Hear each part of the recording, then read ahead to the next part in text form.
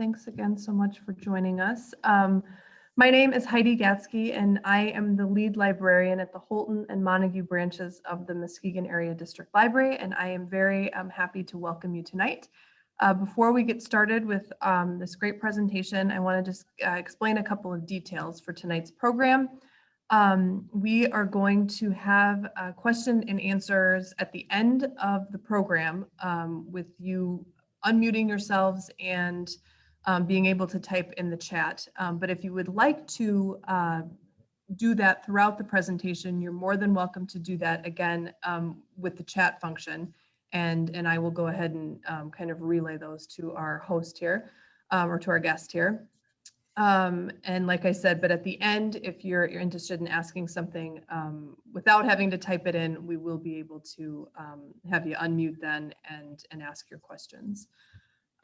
We also are recording this presentation and it will be available on our library YouTube channel. So the MADL's YouTube channel after the event. So if you missed something or know somebody else who might be interested in seeing this but wasn't able to tune in tonight, it will be available later. And with that, I'm going to turn the program over to tonight's speaker, Matt Varnum, who is the curator at the White Lake River Light Station and Museum, and he will kind of give you a little background about him and start the presentation. So go ahead, Matt. All righty. Well, hello, everyone. Thank you all for stopping by and checking out the Sentinel Between Two Lakes, a White River Light Station and Museum presentation. Today, the presentation will be explaining why lighthouses all look different, as well as we'll have a discussion about the Fresnel Lens, which is a very important component for lighthouses. So before we go any further, let me introduce myself. My name is Matt Varnum, pictured here on the left, and I've been the curator here at the White River Light Station and Museum for the last 5+ years. I am employed by the Sable Points Lighthouse Keepers Association, or SPLIKA, and have been an employee for the last 7+ years. SPLIKA are the ones who preserve and maintain the White River Light Station and Museum. I am a graduate from Central Michigan University, earning a bachelor's in history with a museum studies minor and a master's degree in public administration.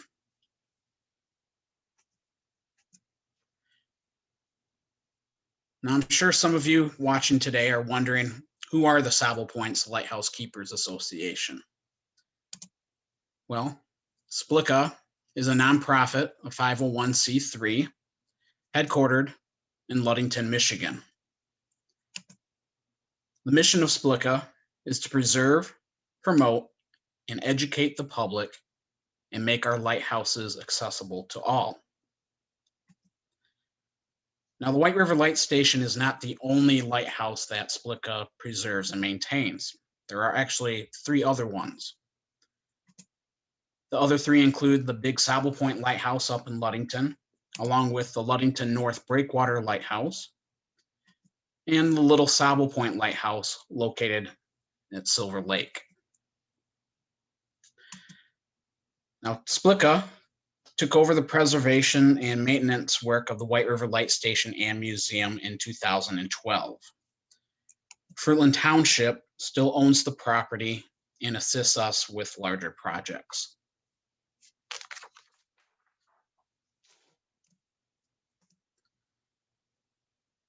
Now, before we get into why lighthouses all look different in the Fresnel Lens, I'd like to discuss some important dates in the history of the light station with you all. In 1866, an act of Congress appropriates money for the construction of the channel to connect White Lake and Lake Michigan. At this time, money is also appropriated for a harbor light to be constructed at the channel. Finally, in 1875, construction on the main lighthouse begins on September 28, 1875. It took the team approximately 3 months to complete the station, with work finishing December 28th of 1875. And then finally, on May 31st, in 1876, the White River Light Station tower is lit for the first time, with the signal at this time being a fixed white light that flashed red once each minute. After agitation and confusion with the beacon signal, a lampist was brought back to the light station to alter the signal, and that took place in 1901, with the speed of the lens rotation being increased to 1 revolution every 40 seconds. And then finally, in 1902, after much urging by the lighthouse keeper, Captain William Robinson, money is appropriated for the construction of an exterior oil storage building. Prior to this, the oil was stored in the basement here. So you can probably imagine not very safe or smelling all that good inside the building. And then just a continuation of the history, indoor plumbing and a bathtub is installed in 1911. In 1918, the light itself is electrified. Now that's separate from the main building, which was done in 1924. Now, even though the light was electrified in 1918, they would keep kerosene and the lamp on hand just because electricity wasn't very reliable back then. And they needed to make sure that the light was always being lit at night or if there was fog rolling in, as it's currently taking place outside the window here at the light station. In 1939, the original chimney is removed and replaced, and the dwelling and storage building are re-roofed and shingled. And then the light station here was officially decommissioned in 1960 by the United States Coast Guard. Luckily, in 1966, Fruitland Township, with the help from residents, was able to purchase the light station from the U.S. Coast Guard. And then in 1970, the light station opens up to the public as a museum.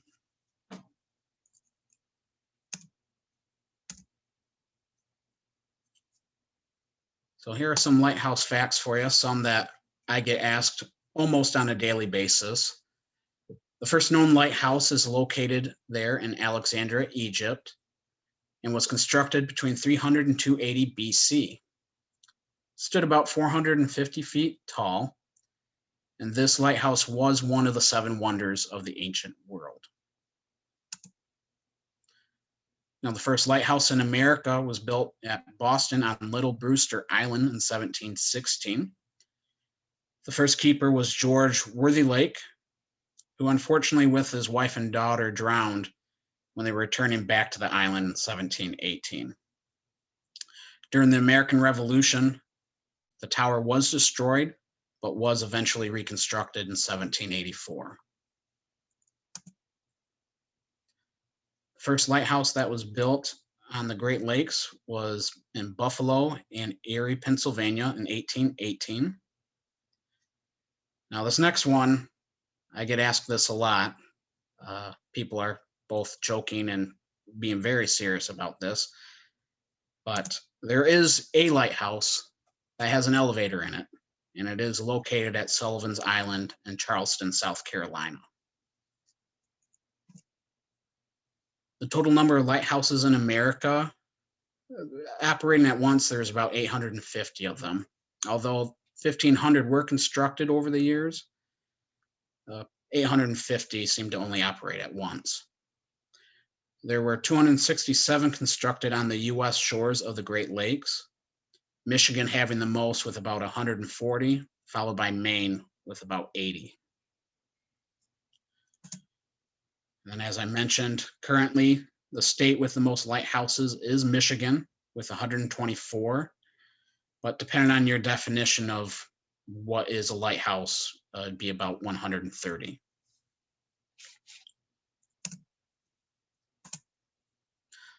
So, all right, so let's get into the reason for this presentation. Why do lighthouses all look different? Well, it's actually a pretty simple reason. The reason why lighthouses all vary in height and shape, etc., is because they serve as day markers for captains before there was GPS. If every lighthouse were to look the same, then a captain really wouldn't be able to know where they were located. If you were to be looking at any lighthouse, you will see that even if they shared the same building plan, they do look different. Now, I bring that up because if you look here at these 4 pictures, they should all look pretty much the same. Well, the top left picture is of Passage Island Lighthouse, which is located 3¼ miles northeast of Isle Royale. Our very own White River Light Station there in the top right is located here in the White Lake community. McAlpin Point Lighthouse, the bottom left picture, located just outside of Mackinac City. And then the bottom right picture there is of Eagle Harbor, which is located up in the Upper Peninsula. Now, I chose these 4 because they are considered sister lights. They shared the same building plan when they were built. But as you can see by looking at them, there are some differences to them, whether it's the difference in the brick they used, the color of the roof, the color of the lantern room there at the top. All that plays a part in when a captain back in the day before GPS would get out his little journal and take a look and see where he was located at.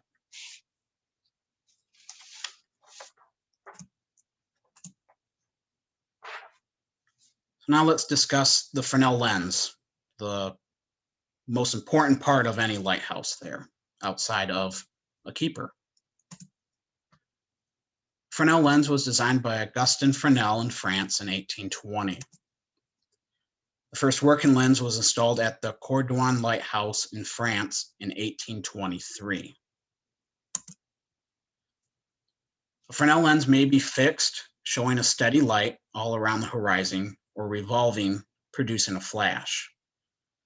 The number of flashes per minute is determined by the number of flash panels and the speed at which the lens revolves. A unique flash pattern for each light is produced by varying the amount of light in dark periods.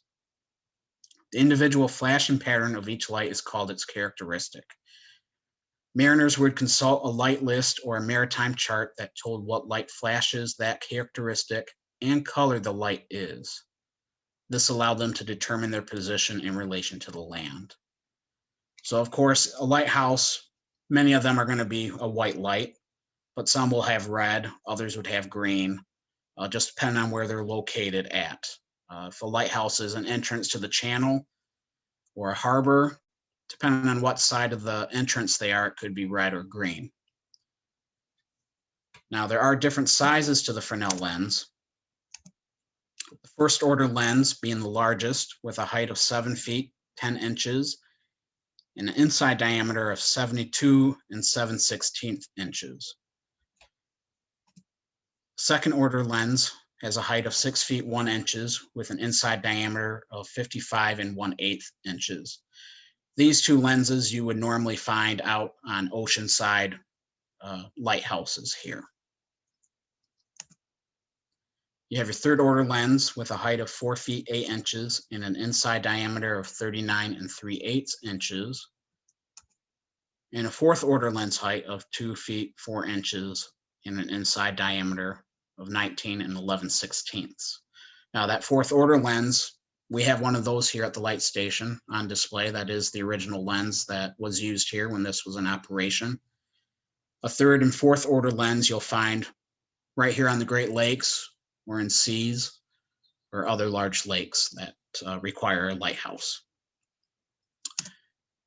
You also have a fifth order lens, which has a height of 1 foot 8 inches with an inside diameter of 14 3/4 inches.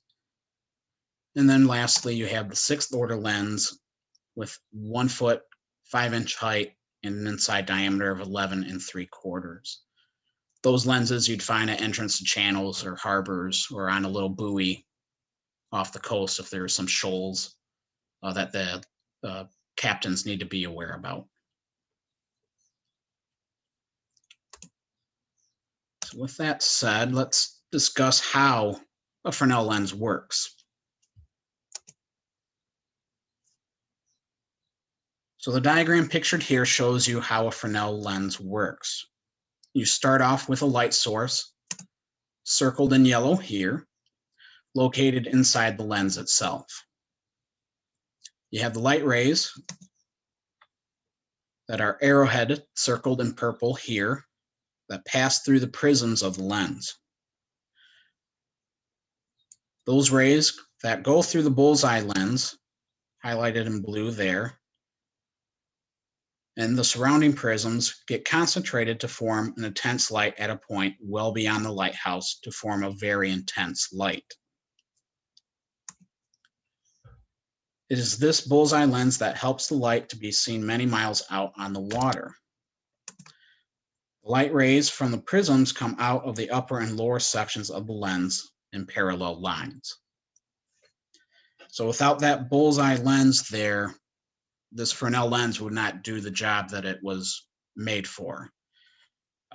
I looking back at the time that this was developed, very, very ingenious of them. They, as I always tell visitors, they knew what they were doing back then with the limited technology that they had. A lot of credit to them. That's part of the reason I went into history, was just fascinated what they could pull off with what limited technology they had. So now let's discuss the Fresnel lens and the light station building itself. So the Fresnel lens at the White River Light Station, as I mentioned, was a fourth order lens. It was first installed in 1876. And when it was located up in the lantern room, it could be seen 14 miles out onto Lake Michigan. The first signal was a fixed white light varied by a red flash every minute. The characteristic was changed to a fixed white light varied by a red flash every 40 seconds. Yet again, it was changed in 1901 to where one revolution took place of the lens every 40 seconds. And then finally, there was one last change to the characteristics of the light, and that was made in 1912. What they did was they removed the red flash, and then it would flash white for 10 seconds, then dark for 10 seconds, and then flashed white again. Now, as for the building itself, it's of a Norman Gothic style. Used Michigan yellow bricks. The shutters were painted green. The lantern room, black. And then the roof, a reddish color. Now, one thing I do want to add to this is, for those who have ever visited the light station, or any lighthouse for that matter, a lot of them have this circular staircase. The light station here, the stairs here were actually built down actually in Muskegon, which was a nice little tidbit of information, because usually those items will come from the lighthouse service, and usually it was from some other state instead of the state that we're in. So it was nice to know that part there.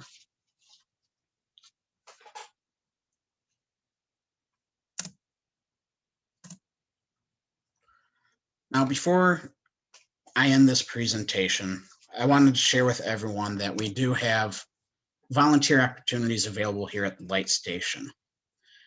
They include evening concert events, times where I have a workshop or a conference to attend, or, to be honest, so that I can have a day off. Without the help of our great volunteers, SPLIKA would not be able to do what we do in preserving and maintaining lighthouses. If you are interested in volunteering, you do have to be a member of our organization, and that membership application and the volunteer application can be found on our website.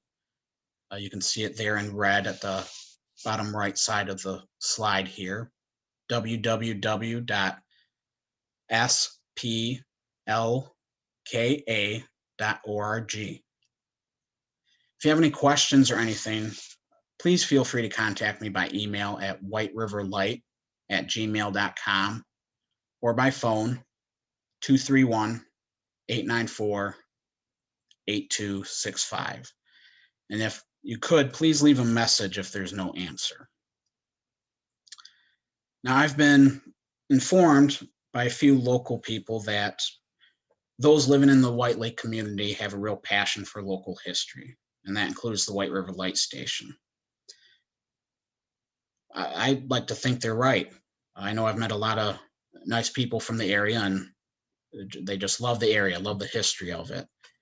And so I want to challenge all of you, to continue to prove them right by volunteering, because I feel that passion, that excitement, and sharing that history will only improve the experience that visitors have, and in return, hopefully bring them back over the years to the White Lake community.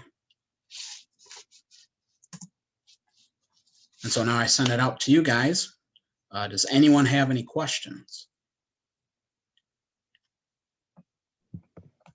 Again, if you want to type something in chat, you're welcome to do that. Or if you want to go ahead and unmute yourself and ask your question, you are welcome to do that as well. I have a couple of questions. Yes. Sure.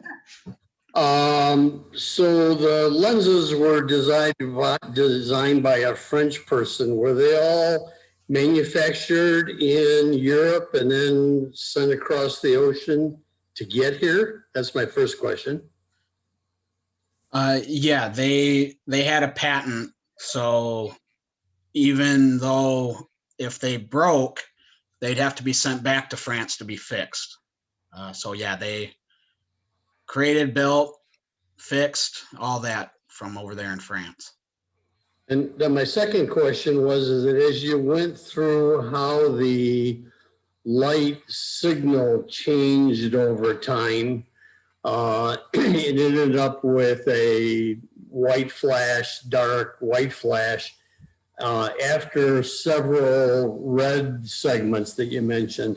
Was that because the red light didn't carry as far as the white light, or is that just the way that they chose to do it?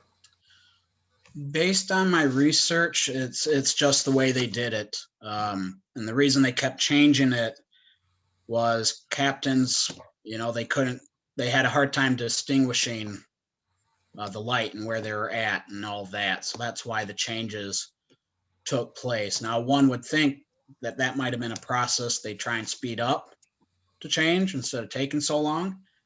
But then I'm sure they had to then update all the, journals that were out there to make sure that all the captains knew of the changes, so they weren't flabbergasted when they came here and this doesn't match anything in this book. Where am I?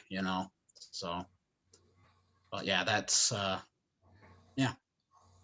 Hey, thank you very much. Yeah. Yeah, I kind of had a follow-up to that gentleman's question. It seems to me that it would be somewhat dangerous, maybe not, but 10 seconds can be a long time to have dark.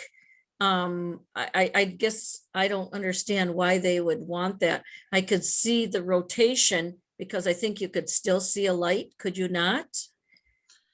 Yeah, they would. I live by an airport, so they have a light and you can see the back side of it. It's not as bright as the main beam, but you can always see that there's a light there. It just scares me that there would be 10 seconds of darkness.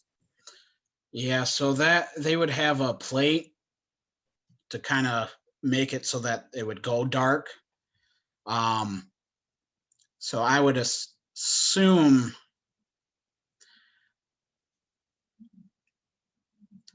it was probably just, pitch black, but back then boats aren't moving as fast as what they do now.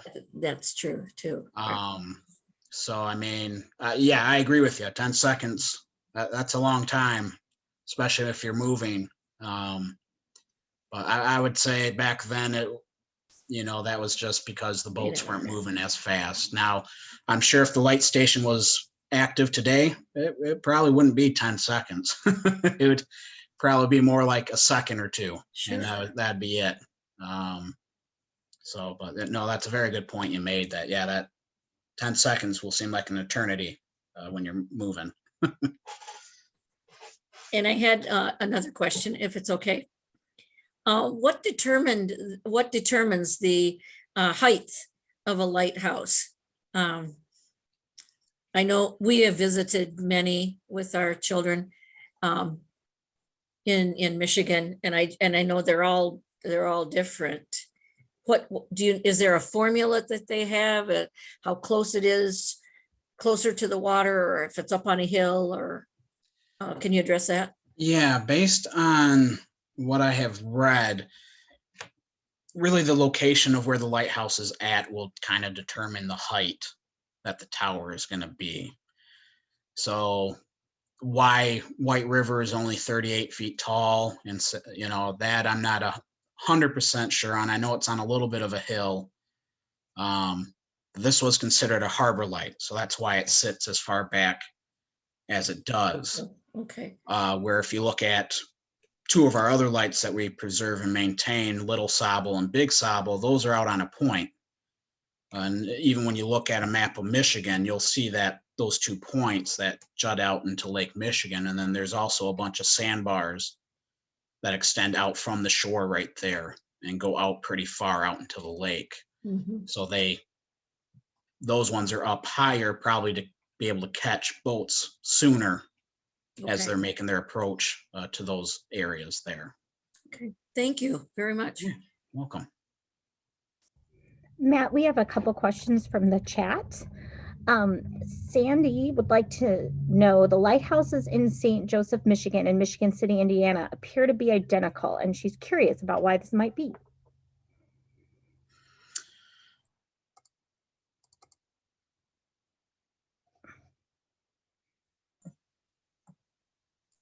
Guys hear me? It just said I was muted.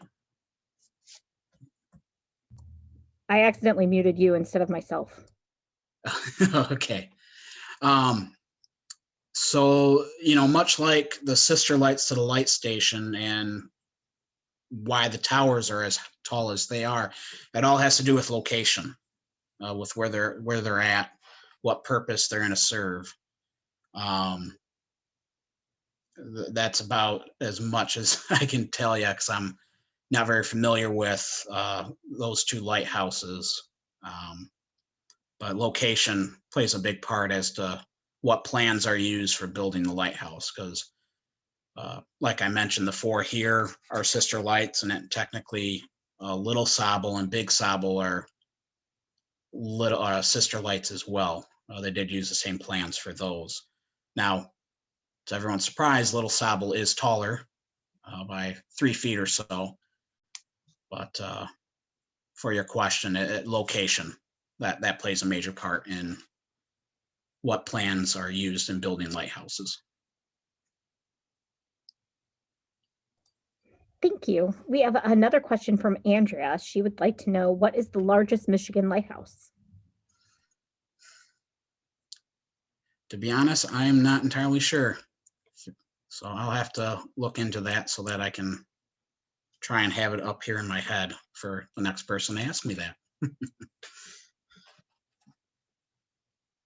I know Little Sauble's 115 feet, if I'm remembering correctly.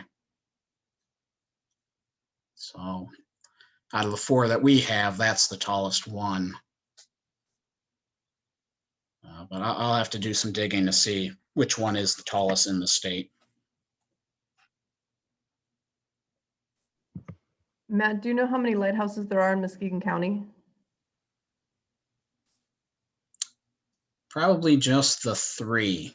You got the 2 down there by Pere Marquette Beach, and then the light station here. And do you know who maintains the ones down in Muskegon? Yeah, it's a nonprofit, Michigan Lighthouse Conservancy. Okay. And they, I know in these last few years, they've had the Channel Lighthouse open. And I know they're working towards hopefully having the Breakwater one open in the future. I'm not sure if they're open this year. I haven't heard anything from them if they are. But that can be something people can look up and find out. We have another question, which I think you kind of answered, but Andrea would like to know, are all of the Michigan lighthouses accessible for visitors? No, not all of them. So pretty much starting from Grand Haven south, you can see them from the outside, but you can't go in them. And then the Holland one, Big Red, there's only certain times of the year that you're allowed to walk up to it. Otherwise, you've got to look at it from the north side of the channel down there. And then, of course, there are lighthouses that are out on their own shoal or own island out in the Great Lakes that, of course, the only way to get to them is by boat. And then depending on how high the water is, you may be able to get up onto it if their ladder goes down far enough for you to be able to reach it. Thank you. And a couple more comments. Sandy said that the Little Sable Point is the tallest lighthouse in Michigan. Okay. So thank you, Sandy, for looking that up. Thank you. And Andrea said that she and her son have visited the Muskegon Lighthouse and they really like it. Okay. It's a neat one. It definitely is. I've been inside it. It's very neat. May I ask another question?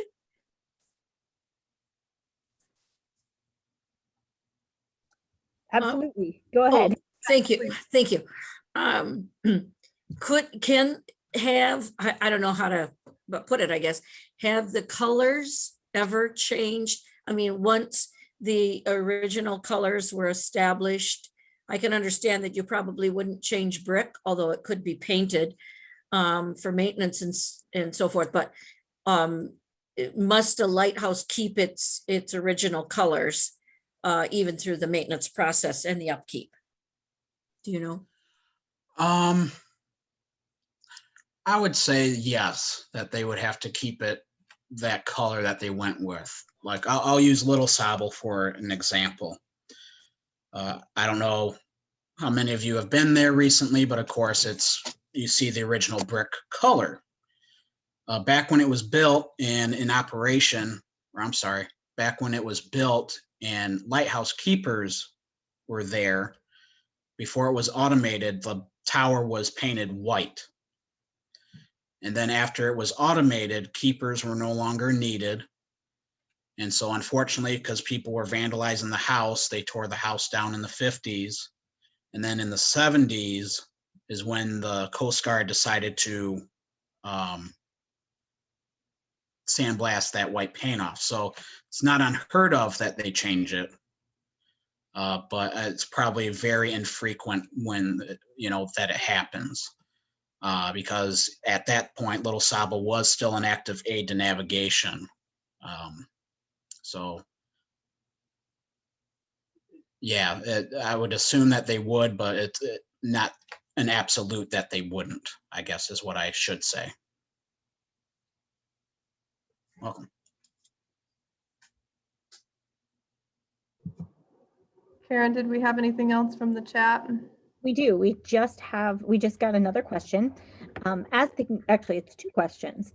Andrea asks, as the keeper, do you live at the lighthouse, and do any keepers still live at their lighthouses? Those are really great questions, everybody. Thank Yes, you. they are.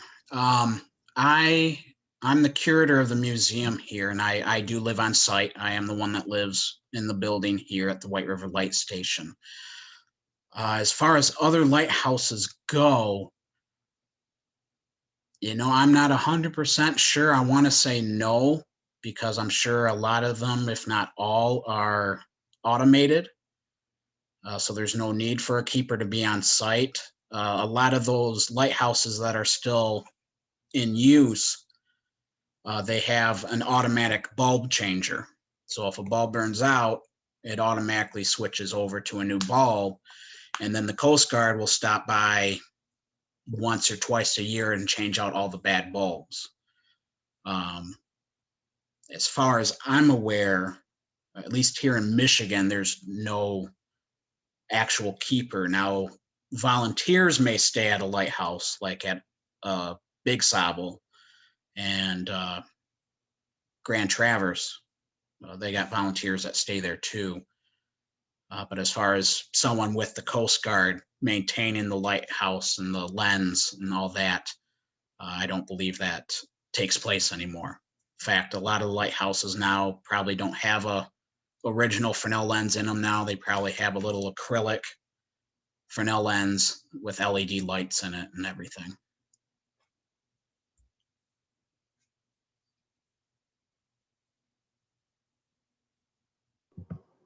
Okay, does anybody have anything else they want to ask Matt while he's here?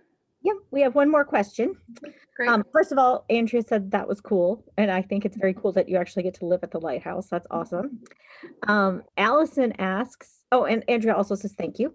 Allison asks, as the Cape Hatteras Lighthouse region is known as the graveyard of the Atlantic, is there a graveyard of the Great Lakes, an area with a high number of shipwrecks? Well, with what little information that I'm aware of as far as shipwrecks go, the points between Little Sable Point and Big Sable Point, a lot of wrecks occurred there, and that's why those lighthouses were installed there. You know, I'm sure there's other areas on Lake Michigan that are that way, same with the other Great Lakes. But I know in our general area here between Little Sable and Big Sable had a lot of wrecks over the years.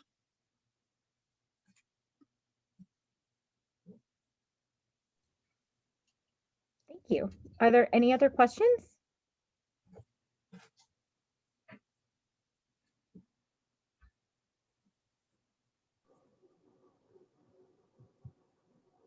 Okay, I think we might be good. I want to say a big thank you to Matt for coming and giving us all this wonderful information about our local light station. And thank you all for attending. As I mentioned at the beginning of the program, we have recorded this presentation and it will be available on the Muskegon Area District Library YouTube channel shortly. And just a couple of reminders about our other programs that we're offering. Check our Facebook page and our YouTube channel and our website so that you can see all of the other amazing things that we have going on. A big summer reading club coming up that is not just for kids, contrary to what a lot of people think. We do have a program for adults, and we'd love it if you all signed up and read throughout the summer, and we have some amazing prizes this year for you. So make sure to look for information about that coming up. And if you're interested at all in volunteering at the Lighthouse, Matt's contact information, we can maybe send out an email to everybody who registered with that information in it, so that if you're interested in getting in touch with him, you can do that. So again, unless anybody else has anything really quick, we will sign off for tonight. All right, well, thank you very much, everyone, and thanks for having me. Thanks, Matt.